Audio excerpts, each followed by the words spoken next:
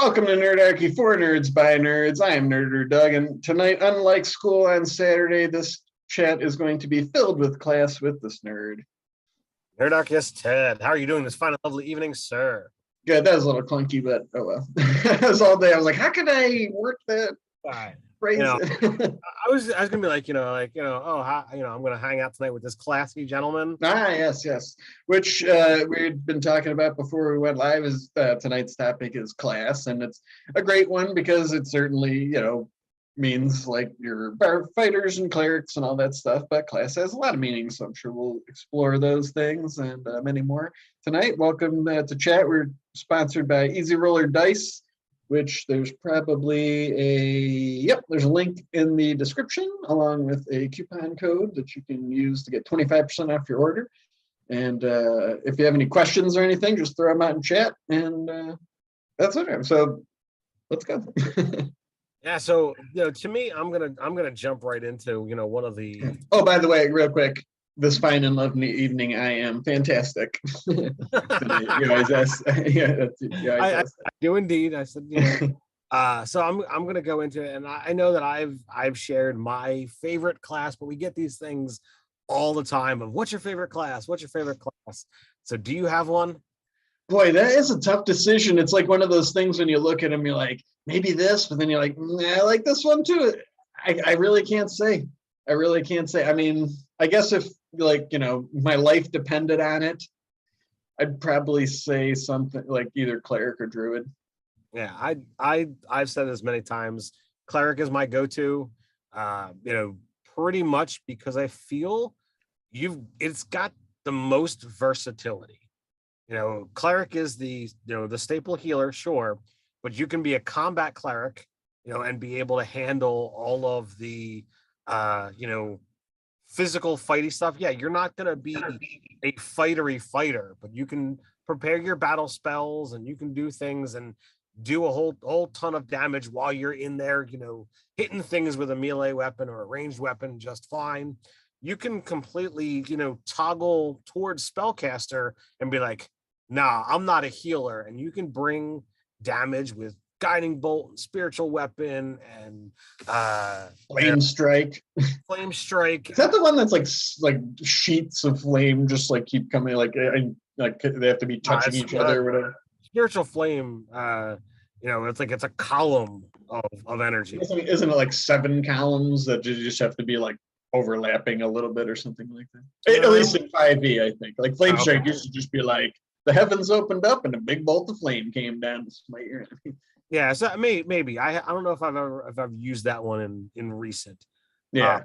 But Spirit Guardians is another thing. Like, just cast it and it does all kinds of great damage and slows enemies, and it just, so there's lots of directions that way. Clerics have tons of support spells as well. So he's like, you know what? I'm not going to do any damage whatsoever. I'm just going to help out allies. I can heal. I can buff. I've got all these cool, different things outside of combat that I can do.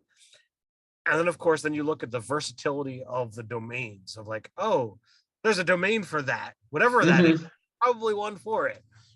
So it's very easy to just be like, I don't know what I want to be. I'll probably be a cleric. Yeah, and then on top of all the things you just said, it's like, they also are fairly skilled, right? I mean, it's like you're probably going to get a skill from your domain that's related to that thing, to make some of them, if not most of them, do. But yeah, they got like their good stat, wisdom. Like there's a lot of skills that are wisdom, so it's like, yeah, you're probably going to be decent at several things.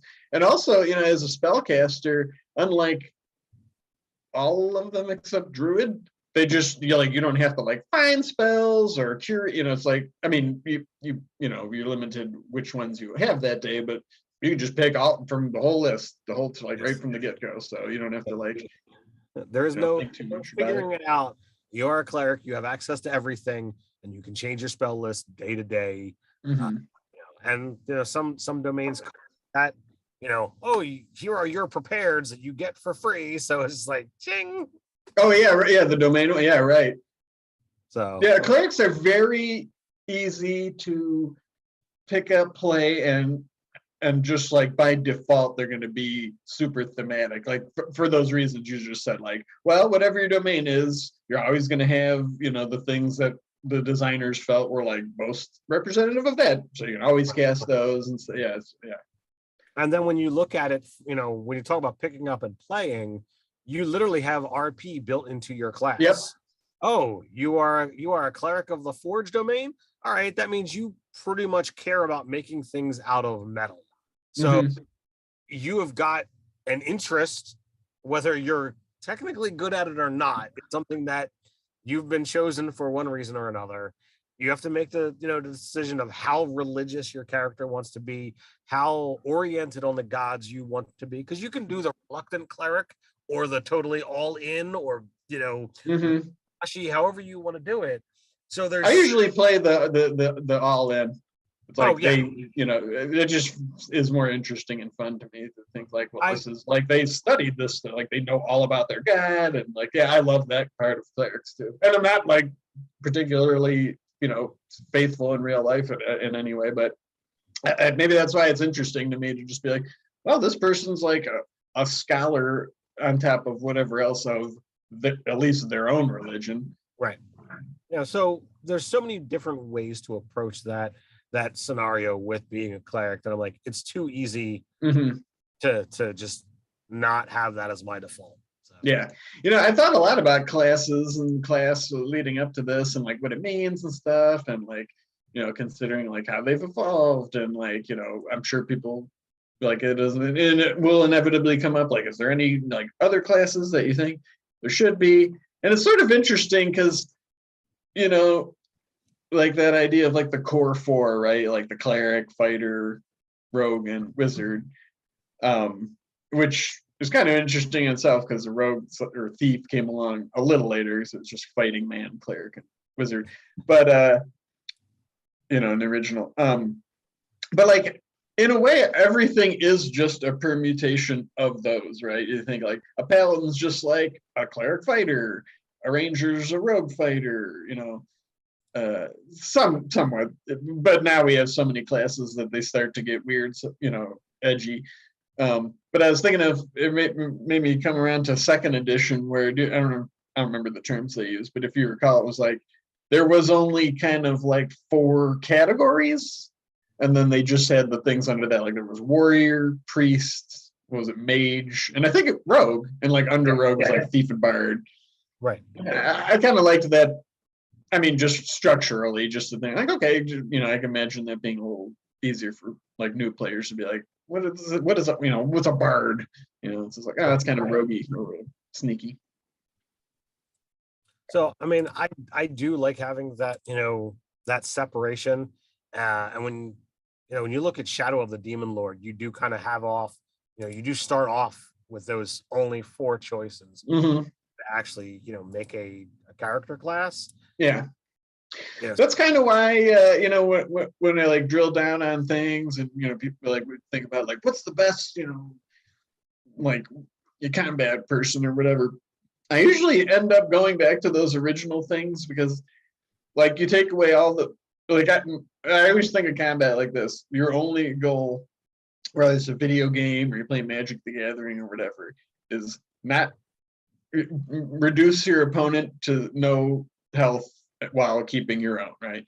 Right. So it's like, it's funny to me, you know, like you think like a paladin or whatever. It's like they can do all this stuff. It's like, but all they do is all this fancy stuff just to do the damage. Whereas like, there's nothing fancy about it, but a fighter, it's like, well, I just attack more often and I have more combat feats than anybody else. Right. So it's like, there's nothing, it's just not as fancy.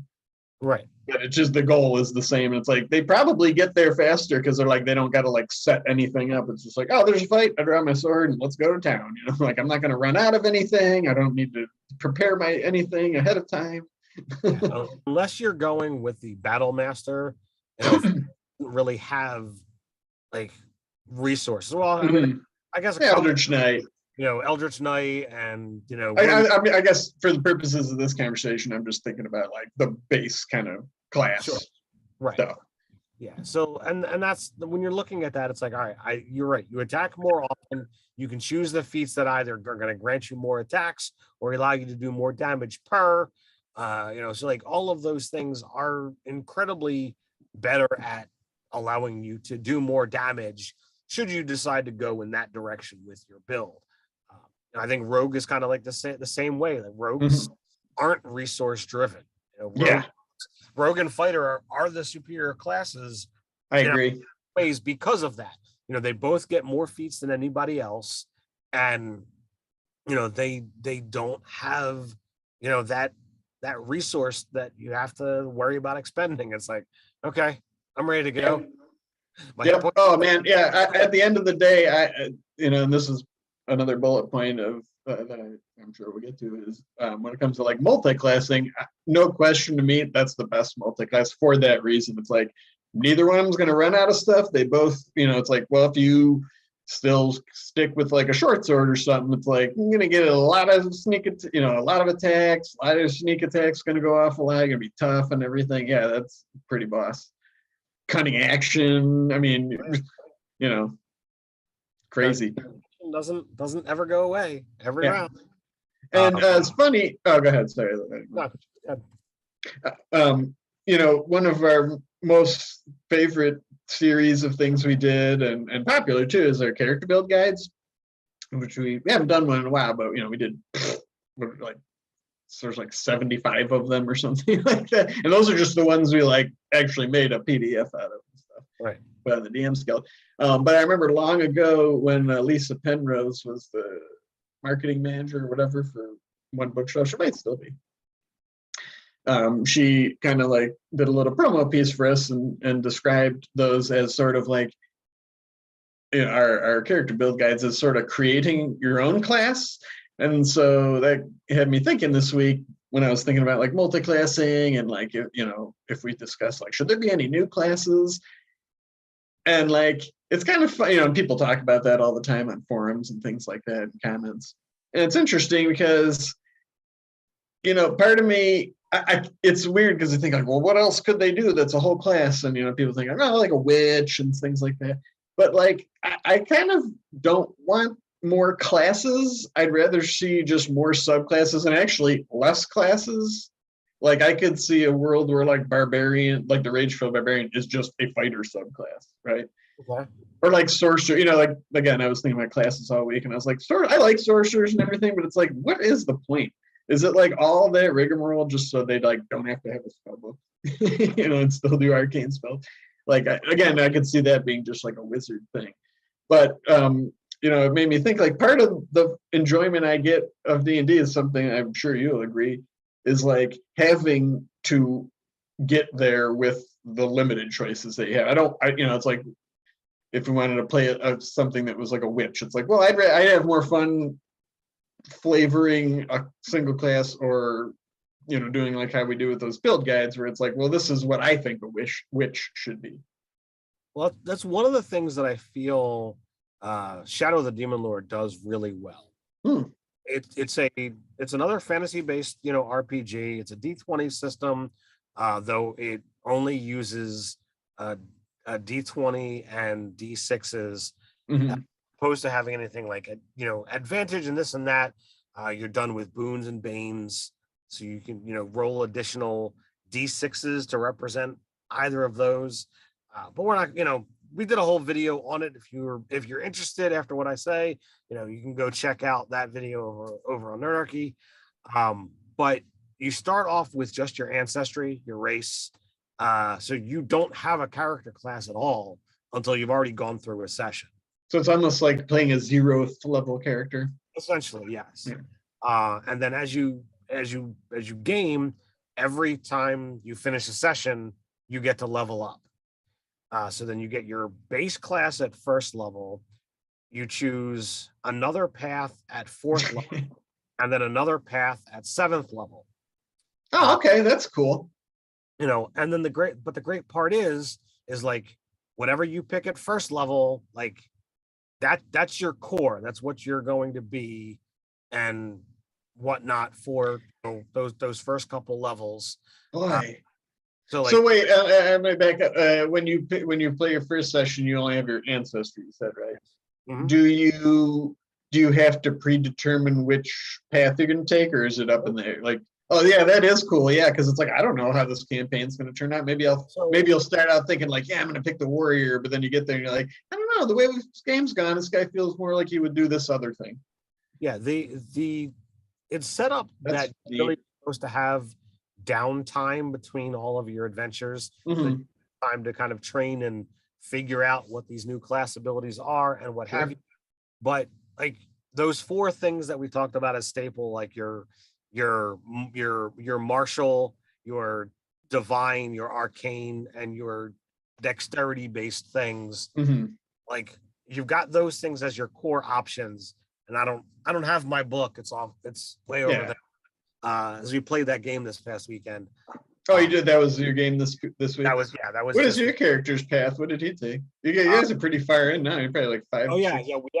We actually just hit 7th level. Oh, so you get to pick your second thing, right? Our third. Oh, okay. So he is a magician, which is the arcane based. Okay. And then I was going to go witch for 3rd level or 4th level. Third. But I was like, hey, I want something that's got a familiar, and I was thinking spider. And the DM's like, oh, well, there's this cool thing that's not in one of the books, but in one of the little PDFs called Spider Savant. And you do get a spider companion. And it does have access to magic, so like you get more magic-y stuff. I'm like, all right, I'm down for this. Yeah, sure. And then at 7th level, I'm taking Conjurer, so I'm better at conjuring monsters and spiders. That sounds fun. Well, how serendipitous was that? That it's like there just happens to be something like exactly what you're thinking. Like, oh, awesome. It was actually. I was like, this is 100% perfect. Yeah, definitely go. I like that. And that makes me think of those Bastards games, and this because like I was saying, you might even think of how you like the character you want to play, but like you through playing, it's like I wouldn't. Maybe I'll do this other thing. And when we picked up those Bastards again, like Robin, let us make little changes to our character, and they were totally, if we wanted to change your whole subclass or something like that, they were down with that, which it covers in Tasha's. And as a DM, I think that's totally fine to me if we were playing for a long time, because you don't know. Even if you have a strong idea for a character, you don't know exactly like how they'll turn out, or like once you play with them, actually, it's like, this isn't really what I thought it would be, right? So yeah, I'm totally cool with letting players tweak things, and also there's always new stuff coming out too. It's just like, oh, now this thing's exactly like I wanted to do, right? And sometimes you have to, just be an allowance of that, and perfect in my first campaign, Dave was playing an evocation wizard, fighter, dwarf, and the Unearthed Arcana for the war wizard came out, and he's like, yeah, this is definitely more akin to what I want to do. Can I switch? And I'm like, absolutely. It's not a big deal for me. And sometimes players want there to be an in-game thing that happens for how you can make changes. Sometimes like it just becomes complete and utter hand wavy. Yeah. It's like, dude, whatever you want to do. I've got a player in my game right now, in the kids game, and he's like, yeah, I started off with this thing here, but I'm not happy with it, but I don't want to just go hand wavy. Can we make that change in game? I'm like, okay. Yeah, and sometimes those things can even be just for like role-playing purposes and stuff. As a matter of fact, again, speaking of those Bastards, like I didn't make a ton of changes to Vent, but like I did like change a few of his skills around, and that was only because and you could look at the like I'm going to tell this story and it could sound like I'm just like optimizing for but mostly it was for like RP purposes, in the sense of like I used to have proficiency in nature, right? Because I thought like, oh well, he's like lived out on his own and traveled, and then but I changed it to Arcana because I was like, well, that seems more like what he would know about, and also Dave's Unga is like a nature specialist, and we got a ranger and a druid in our party. Do we need the barbarian to know nature too? Right, yeah. Like we didn't even have the druid when we started, and it just seemed like Arcana seemed more like what he would know about just from our campaign going. It's like everybody always turns from like weird, planar stuff happens because he's from another plane, so it made sense. I think I saw a question. Oh yeah, it was Crazy Hermit Dam. I don't think I've seen that name in a while. Welcome back, and hello to all the other people hanging out too. I say, at Nerdarchy, have either of you either just played a utility spellcaster where, like Ted mentioned earlier, it's just literally battlefield control or role play buffs and debuffs? You gonna take that one first? I've never played that kind of character. Really? I like to have some support, but I don't feel that I'm ever prepared to just be like, all right, I'm here to just make y'all better. I want to be part of the team. I want to help bring the monster down. And me just buffing, debuffing, isn't enough for me. Sure. I might do like an 80% that way, but to just be like, nah, I'm not taking anything damaging. I'm just gonna play Puppet Master support. Never done it. Oh. Well, I'll start out by saying, I do think it's a little lame. I'll just flat out say it, like players that are like, they play a cleric and they're like, oh, I'm not that kind of cleric. I don't heal, or like, if you're going to play even a wizard, it's like, if you're only going to like buff yourself or whatever, I think that's kind of lame. Not that you have to be all that, but it's like you got a lot of spells. You can't take healing word or something and just, even for yourself, it's just silly. But anyways, way back, I learned a valuable lesson in 3.5 D&D and also to your point, I found it personally satisfying too. But I played a bard for a long time, and he sucked. Like he had an 8 strength, and I think his dex was like, I don't know, 14. I just went like all like magical and performance, right? And 3.5 bards had a lot of more different things you could do with your bardic inspiration, as you recall, especially with all the splat books too. Oh yeah. And I was like, I think I even tried a couple times, like, I'll try to swing my rapier, and it's like it just sucked. Didn't whiff, and it's like if you hit it, didn't even do anything. But I just was like, I am just going to buff the hell out of these people. And one of their bard songs, as I recall, even at first level, is like, as long as you just, performed every turn, everybody in range got +1 damage on all their attacks. And I used to think, and at the time, this could be part of it too. I didn't even think of this till just now. It was like 10 people in this group. So I was just like, every combat, I'm thinking like, I don't know. I mean, I'm racking up the damage like every time any of these people hit, they're doing an extra point. And I would heal them and stuff too, as needed. And I just found that really satisfying. Because like maybe again, I never really thought that to be about it, but with like so many players, like I could see like how much joy everybody had like doing their cool thing, right? And I thought like, well, if I just help people do that, like that's fun for me because I'm like, yeah, me as a person, it's like I like to see other people succeed, so that is fun to play that kind of thing. And then they do their cool thing even better, so they're happy and it's effective too. So I like that too. Like, in the Under the Dome game that Dave is running. Yeah, what are you playing in that? It's like the Elemental Mutation Sorcerer. Is there? Yeah. Elemental Mutation Sorcerer, which is over on the website. And like, I've totally cast, Twin Haste to throw on the barbarians in the party. And it's like, all right, you guys go nuts. But that doesn't mean I can't sit back and throw fire or lightning from the side. Oh, sure. While they're doing all of that stuff. Yeah. So like that aspect is entirely a lot of fun, but it's a scenario of like, all right, well, when I do that, I have to make sure that there's not some surprise attack coming in on me, or that, the enemy is savvy enough to know that I've gone ahead and, zhuzhed them up a bit so that they might target me to slow them down because, haste sucks when you lose it. Yeah. Actually, my favorite kind of, and I would say it's been fun to explore different classes, character to play, is just like a tank in the sense of like, I just like to be the character that can like take a beating. And it's almost the same reason I like buffing people. It's like, I like to it's like, to me, that feels like fun and heroic. That like, you know, you've played with me in many games. It's like they're all sort of like Rig was super tough. Vent is really tough. Tabitha was tough in her own way.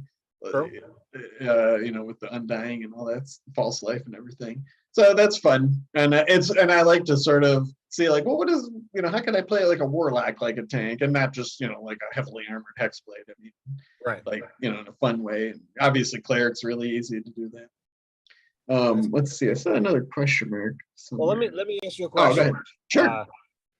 How crazy have you ever gone with multi-classes? How the most you've had? All of them. All of them? Yeah, it was for a one shot, and I don't know. Do you remember the Factotum from Dungeon Craft as a 3.5 book? Yeah. So they were sort of like, you know, the ultimate jack of all trades. They literally, like, when you leveled up, it's like you basically were a cleric that level, and then a wizard or whatever.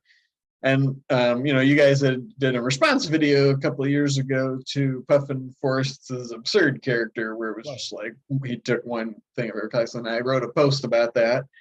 And I was like, well, what does that mean? And, you know, I used D&D Beyond to like build it. I'm like, this is actually kind of cool. I mean, it had a lot of cantrips which scale up with your level and things like that. And I played it in a one shot. I don't remember a whole lot about what we did, but it was fun. I mean, and it wasn't like totally sucky, but I did try it.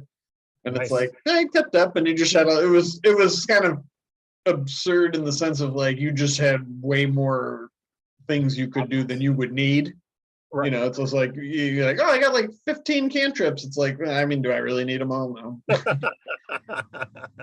I mean, you know, it was like that's how I saw it. It was like that Factotum, because that's how that was. It was just like, you know, I don't remember the mechanics, but I played a Factotum to try it out back then too. So.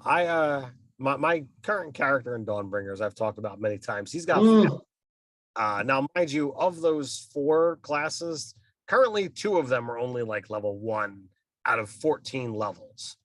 Now, if we were to play this game out to 20th level, it was supposed to be the things that are 1 are going to wind up being, you know, 4s.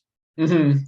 But, you know, I think we've been kind of mentioning that we are looking to actually begin wrapping that campaign up, so it's not going to go all the way to 20th level unless Which one is that? The Dawnbringers over on Mini Train Domain. Oh, the Dawnbringers. Yeah, sorry. So he's a barbarian cleric paladin fighter, and right now, like, he's got 1 level of cleric and 1 level of fighter, and the plan was to go 3 more levels of fighter and then 3 more levels of cleric. Okay. But, you know, I don't think that's going to wind up happening unless, you know, we finish Wild Beyond the Witchlight and be like, all right. Yeah, what are you guys doing now? I haven't. We're doing Wild Beyond the Witchlight. Oh, you're still doing that? Okay. And then once that's done, we're going to go into like a 3 to 6 session, you know, campaign finale, which we've made, you know, teases about, and there's speculation about what the final boss is going to be. So I don't want to sure. get away. Like, the players are pretty sure what we're going to have to fight. Okay.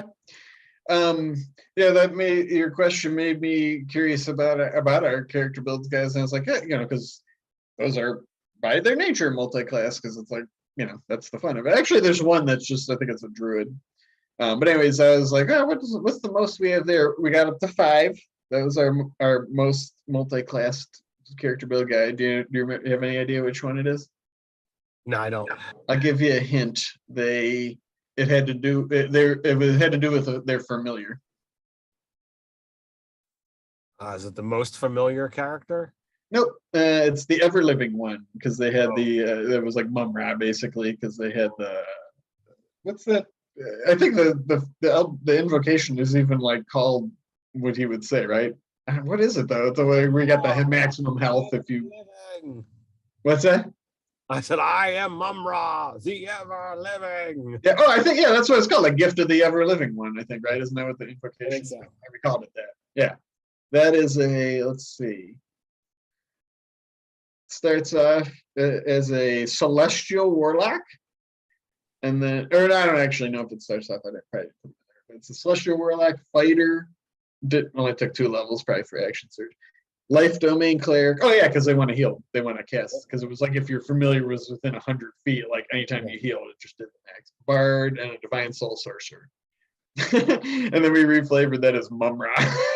It's funny to me now. It's like a life cleric and a like yeah. They just do that for the healing. He actually serves the ancient spirits of people. So Parks has a question here. Says, okay. Allow someone to play a character that has more than one distinct and separate fragmented identity with differing classes and such. Each day they roll to see which one is active.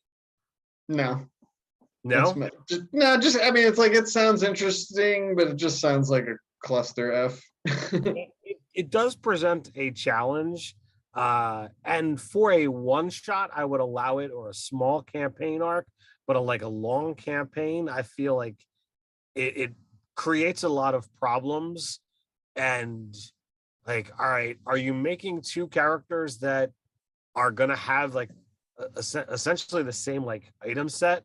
Like are you playing a dwarven fighter and a fighter wielding a weapon and a cleric that would use the same weapon and same armor set? Or are you talking about like, oh no, this dude would like totally have to, swap out armors and stats, and like, I'm like, you got one set of stats and that's how it works, not just two full distinct character sheets. Yeah, right.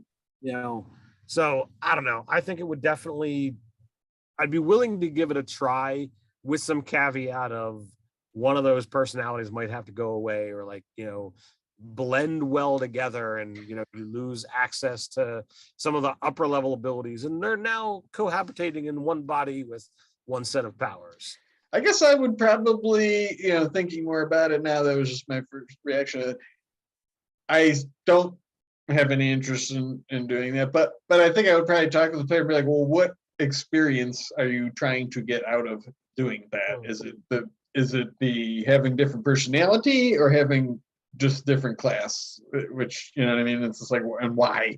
And then it's like, well, I think if you find that out, then maybe you could come to a solution that's not as kludgy as that would probably be, and fun. So I don't know what that would be, but Dave's character that we are currently playing, essentially the third session with that will be later next month. And then we're going to take those characters into an extended campaign after the We Live on a Boat gets wrapped up. But he's playing a Reborn that is essentially... Which game is it? Carlos's game. Okay. We did a Halloween one shot last October, and then because I was going to D&D in a castle, we moved that get together. Mm-hmm. Carlos ran another one shot with that group. Some of us changed characters to somebody else, but Dave kind of continued his dude on. So I think he's playing a Reborn rogue, and like he's basically like a flesh golem, and he'll talk in different personalities and voices, but it's all just, it's one character. Mm-hmm. So like it could be a little girl, could be a big dude, and Dave doesn't do a lot with voices, but he's doing something with that dude, and it's pretty. Sounds interesting. And I want to play a Reborn character, mostly just because that art I like so much. I like the person with see-through skin. It reminded me of the ghouls from Fafhrd the Grey Mouser stories. But I was like, that'd be an interesting character to play. Yeah, I think Reborn are incredibly interesting depending upon how you look at it. Unfortunately, like all of the really cool ideas I've seen other people do, and I'd be like, I want to do that, but I also don't want to just rip off their stuff. So I don't know. You always put your own spin on it once you start playing. Sure. But that's the way I've seen the kind of multiple personalities, done. But I've also done a game where all of the players were different personalities inside somebody's head. So like that sounds complex. It was the first campaign that I ever ran to completion, and it was the first game where I saw D&D as a spectator sport. So it brought a lot of people in to watch, and then some joined. So yeah, I guess, thinking of that is an interesting question, Parks. Thank you. It's like, I don't think I would want to do that as a player either, because it seems like a tremendous amount of work to make it cool. Otherwise, like if you're not like really like, if it seems, I don't think I would be up to the challenge of like rolling a die and be like, okay, I have to role play this totally different guy. When we don't play for a week, I don't even remember how, like, it's like, what is this character like? And if I had to do it like, that doesn't sound fun. You'd have to take some notes, and you'd have to be able to do some things. I've honestly thought about that as a character concept, and I like I said, just like as a DM, I wouldn't want it over a campaign. Yeah. But if I could find like a non-streamed one shot and a DM willing to let me give it a shot, I'd consider it. But it's not something that's like there's a pressing need for me to try it, because there's always so many things out there that I already I hope it doesn't come across like I'm throwing shade at the idea. It's like I don't think it sounds fun to me, but I'm not like poo-pooing it to anybody else. I see Michael Bluedorn had a question, and I guess we missed it.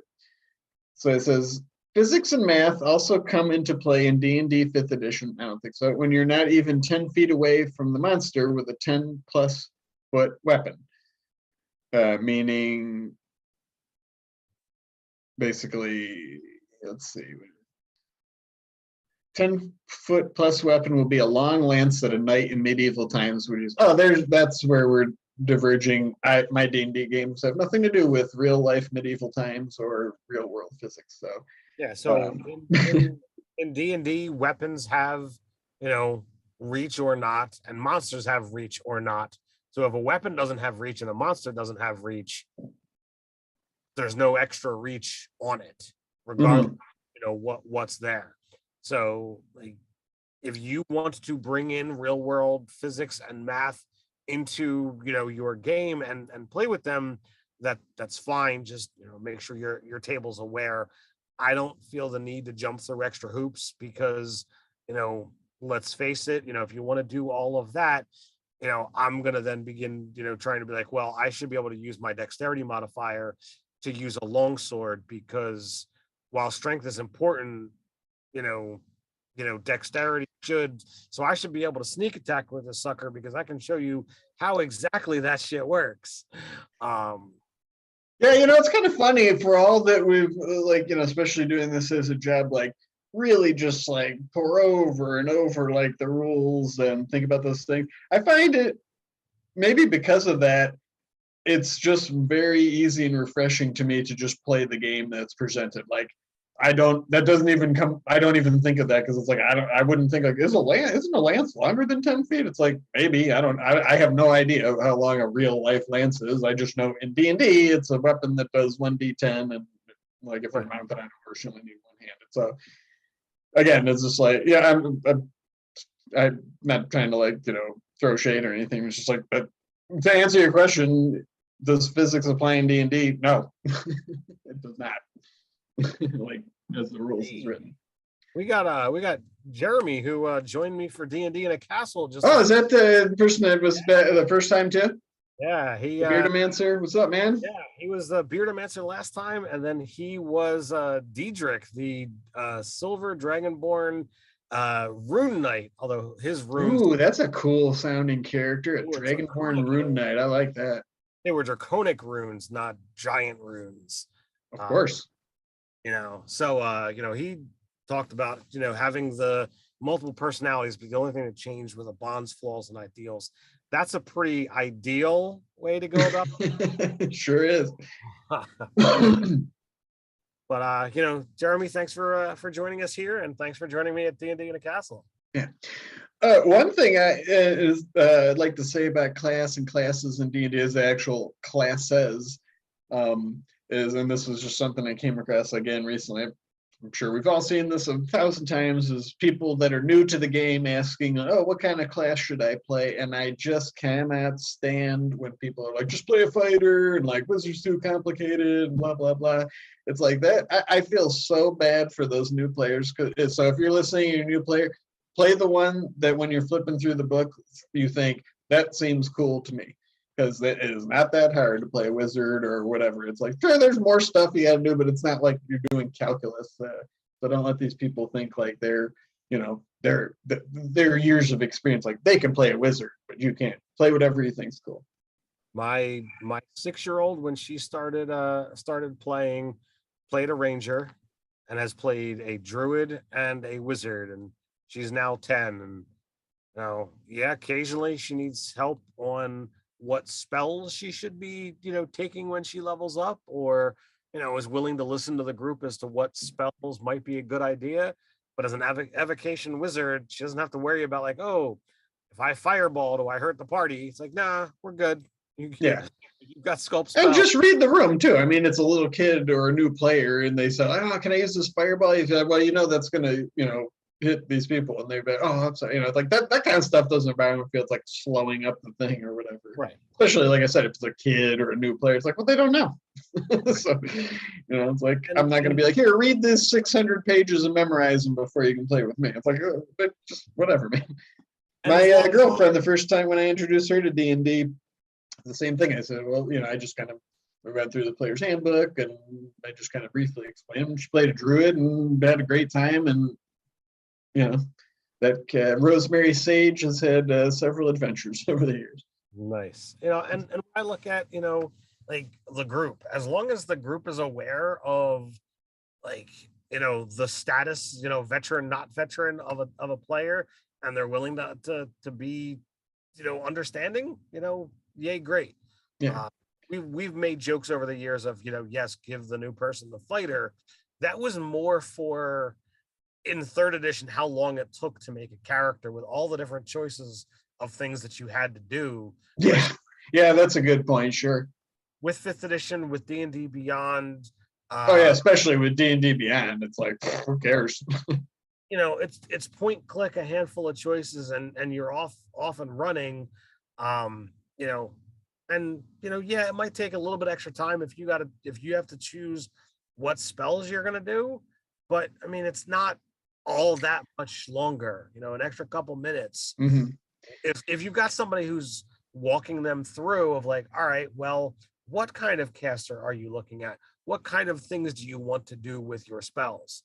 And yes, you can them like buffs, debuffs, extras, damage, healing, like all these different categories, and then you can kind of coach them to either an entire direction or a smattering of each category. That's how I would consider that almost like a sacred duty of teaching people D&D too. And if I could offer a little extra guidance to what you're saying, that part of the process is like, avoid like just having them build like what you think is the best thing. You know what I mean? Like if they think, oh, Warlock's good, or that's a bad example because you should make Eldritch Blast. But like something like a druid or whatever. It's like, oh, well, you should take this and make sure you do this and that. It's like just like they were drawn to the druid, and I get it that you want to help them, not die in combat and all that stuff. And I guess, I don't know, I'm just rambling on. It's like, it's so subjective because it's like, well, it depends on the game. I mean, if you're a new player joining some group of like, special apps, SEAL Team 6 of adventurers, then yeah, you're probably going to get smoked. But I love playing with new players, especially spellcasters, because they always pick and cast spells that just they think sound neat because they're not like the best one. And I love the way those come out. Like my favorite example is many years ago. This is 5th edition. I was playing with a player he had never played before, and he was playing Cleric, and he picked Calm Emotions because he just thought, oh, that sounds cool. And man, I mean, I don't remember exactly how he used it the first time, but it was like, that was really cool.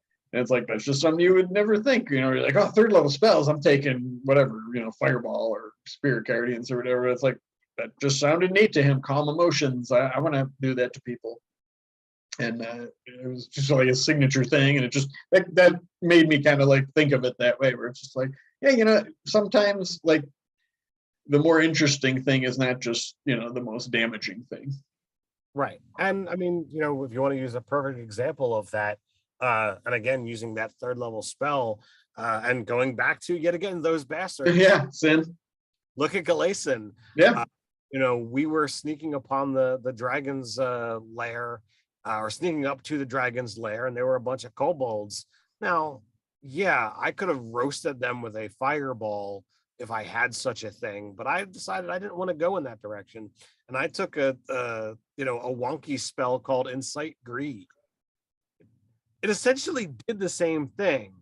I used a level spell to incapacitate a group of creatures, but I did it without killing them by just offering up, hey, sparkle, sparkle, and they just kind of stared at it. Yeah, they had the dragon greed, man.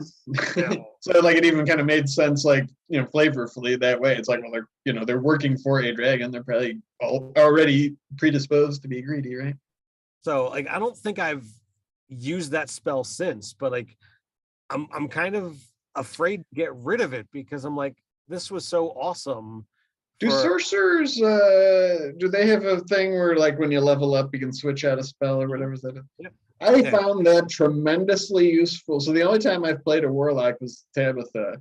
And every other time before that I had wanted to play a warlock, I always just got hung up on the spells. I was like, I can't play a character that only has like two, it's like, no, man.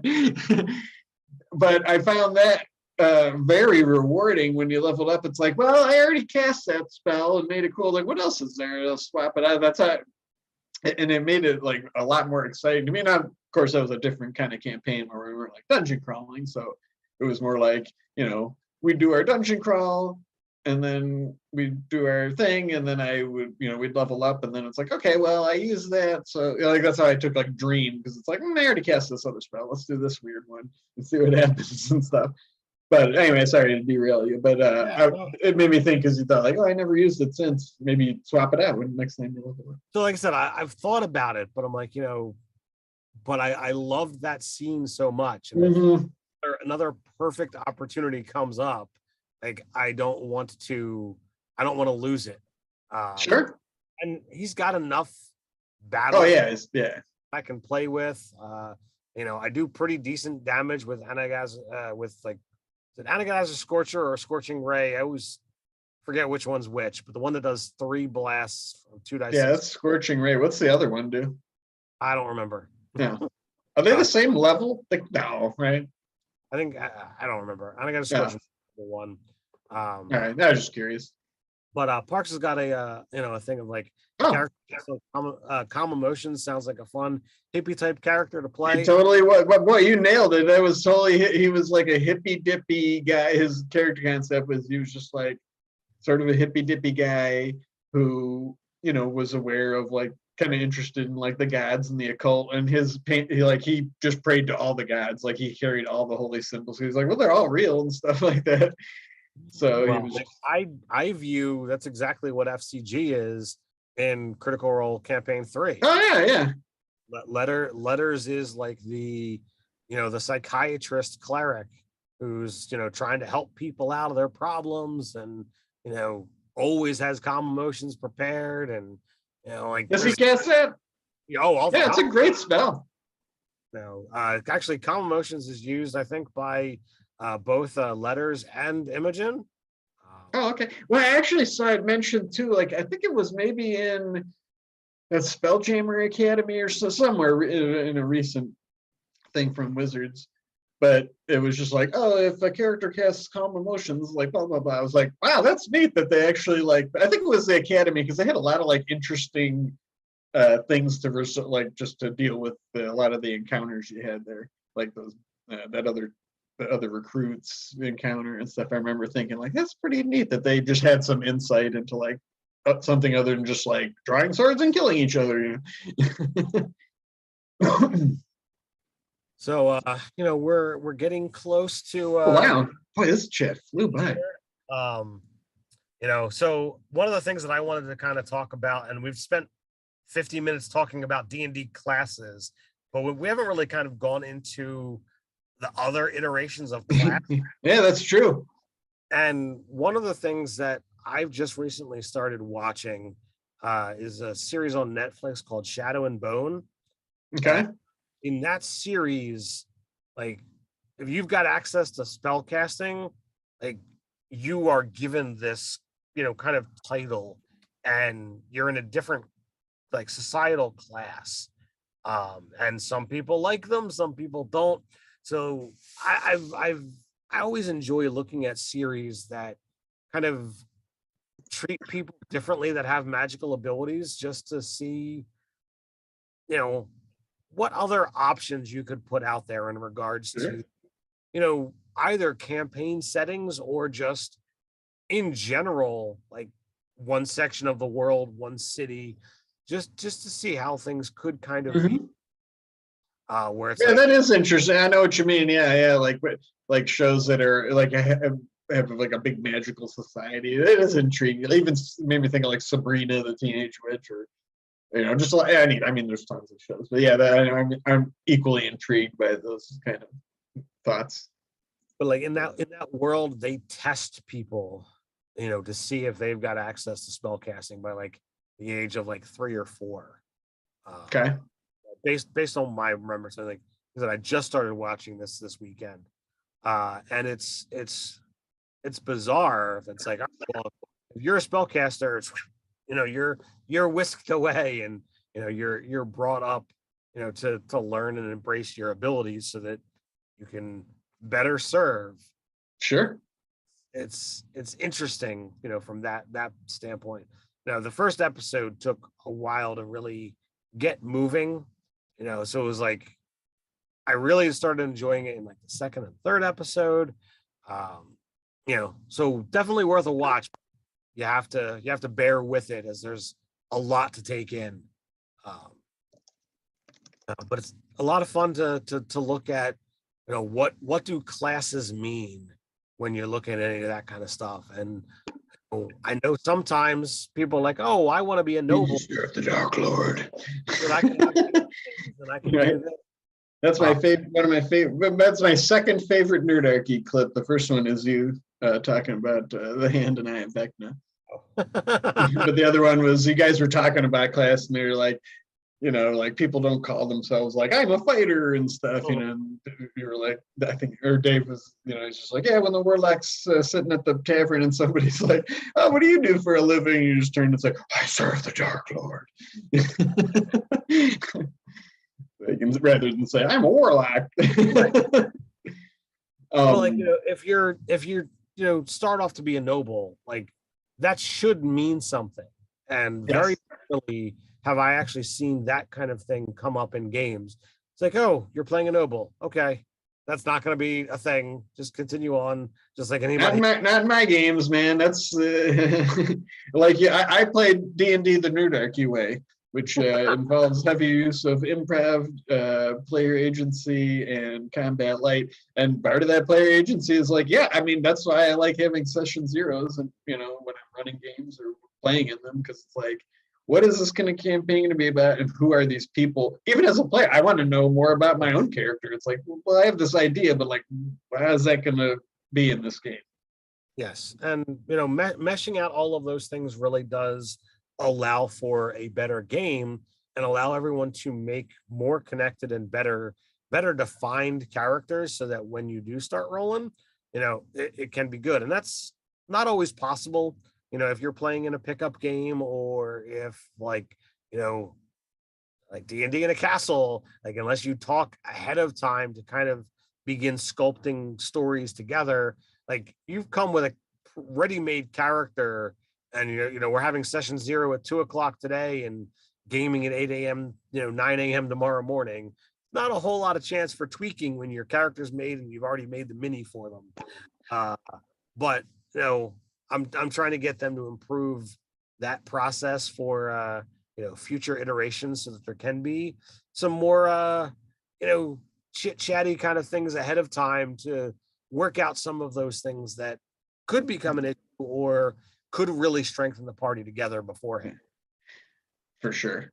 Let's see. We do have another question from Parks, and we're getting pretty close.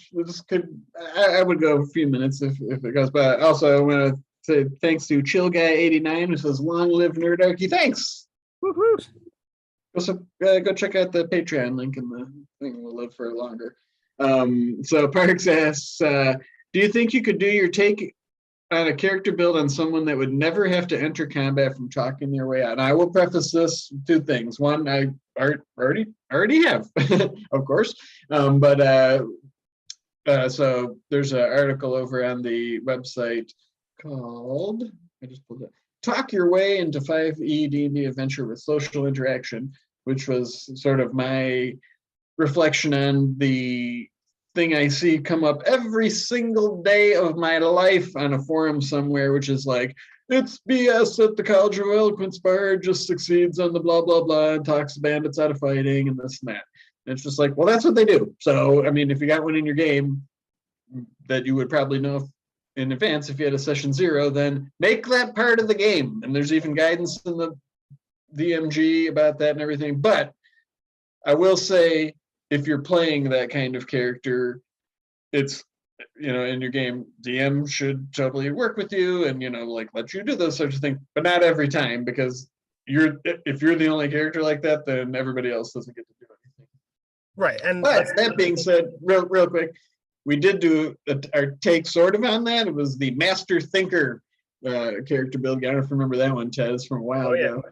I like the tag. It says strength, dexterity, constitution. A master thinker craves not these things.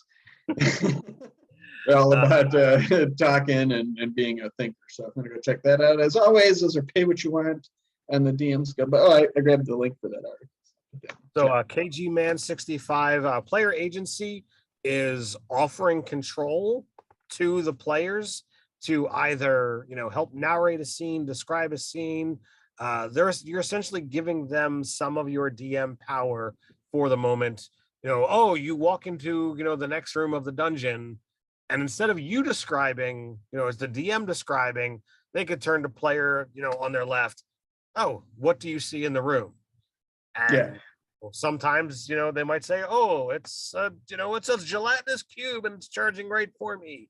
There's a summoning circle that's, in the middle of the room, and there's a gigantic blue-skinned demon with a great sword, on its back, and it's just kind of like pacing in this massive circle. There's a woman chained, up to the wall. Like, players could get into whatever it is, but the important part of what I feel player agency does is you give control, and they're going to tell you what they're interested in the most at that moment when you say it. So like, oh, you're in the mood for a social encounter? Boom, here's someone to talk to. You're in the mood for a fight? Here's a fight. You're in the mood to, get some lore dumped on you? Oh, well, maybe they find them way into an old forgotten library, or whatever. And I would say, it goes both ways as a player. I mean, you've played with me a lot of times. So I sometimes feel like I get annoying doing this, but with your player, you can sort of, request player agency by like saying like, well, do I see this in the room? Because and usually I'm doing it just because I'm trying to picture it in my mind. Like, what is it? And it's not like I'm like, oh, is there a chandelier in the room so I can swing from it? It's usually just like, well, what are we talking here? And then I'll take my turn. But you can also ask those things. Like I've done that many times with you guys. It's like, well, is there this in the room, or do I see this? Is there anything to hide behind? Is there? My favorite example. I think we were playing Moon Rises, which isn't D&D, but the point stands. Is when we were fighting that like junk thing, and I was like, well, it's a big scrapyard. Is there one of those things that like a magnet on it that picks up the cars? And Dave, and a lot of times, because when players do this to me as a DM, it's like, it just makes it cooler because like, I didn't think of that, but yeah, that sounds cool. And, and it was like, it became a fun thing for Greg. It's like, I had to figure out how to turn it on and then, move it and get the thing to help you guys. And that's always a great thing. Like, yes, player agency can be exploited. I've had, one of the first times that I did it, one of the players was like, oh yeah, there's a massive chest, full of gold and gems. And I'm like, all right, let's rein that in. But I was just testing out the waters of agency. And I wound up overcorrecting. Like, no, I could have totally given them that. But, somebody else stepped in and actually inserted the said demon that I just kind of mentioned. It's like, oh, well, this person's itching for a fight. So I could have had them both been accurate. They could have found loot and a monster to fight. So like you do have to tread carefully and know your group when you're going to get into player agency, but it's definitely a fun. You got to play with me, Parks. It's you know what the other it's a great cure for DM anxiety, player agency too, which I always get just like, just pass the ball.